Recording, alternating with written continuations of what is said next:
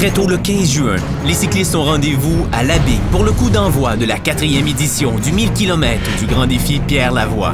À la suite d'une boucle de 5,1 km sous l'œil admiratif des écoliers du coin, le peloton se séparera afin de débuter l'aventure en direction d'Alma.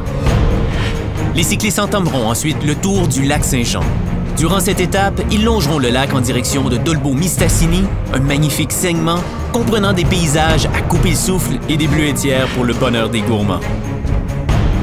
Le prochain segment, situé au nord du lac Saint-Jean, est recommandé pour les cyclistes ayant récemment entrepris un virage santé. Il est relativement facile et plat. Arrivée, Saint-Félicien. Le peloton prendra la direction de Chicoutimi à la tombée de la nuit. Les cyclistes expérimenteront la plus longue étape jamais réalisée aux 1000 km à ce jour. Le mot d'ordre est persévérance. Un incontournable année après année, la montée vers l'étape. Nos courageux participants auront à franchir en pleine nuit plus de 1200 mètres d'ascension.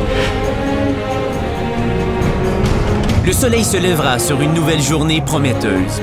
L'étape vers Québec se veut accessible malgré sa longueur de 112 km.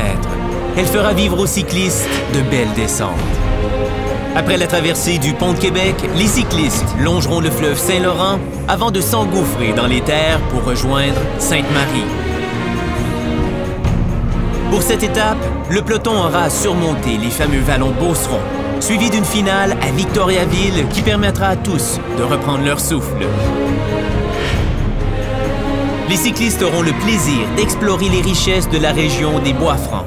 C'est le début d'une deuxième nuit à vélo. Arrivée, Richmond. Dernière étape de cette deuxième journée, direction Granby, sous les étoiles. Le serpent lumineux sera uniquement composé de cyclistes aguerris.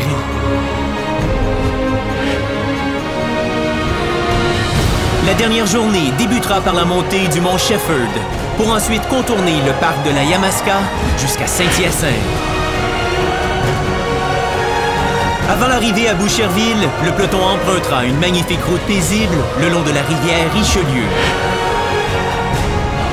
Après 3 jours d'efforts, les 1000 cyclistes seront accueillis par des milliers d'enfants sur l'esplanade du Stade olympique.